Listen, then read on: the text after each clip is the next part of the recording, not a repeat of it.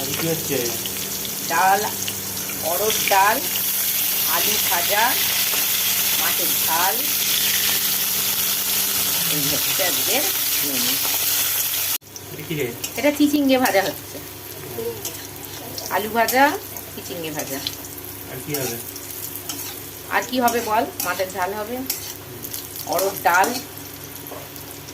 আমের চাটনি। এই যে আমের গাছ করে রাখা দেয়, কাঁচা আম ভেবেই কিনলাম, কিন্তু আমটা পেকে গেছে অনেকটা, ওই জন্য আমটা এরকম করে রাখা।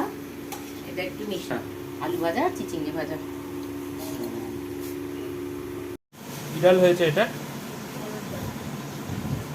অরহর ডাল। এটা ছোট পুকুরের চারা মাছের ঝাল। তেল তেল ঝাল? হুম, হেভি তাহলে টেস্ট হবে তো।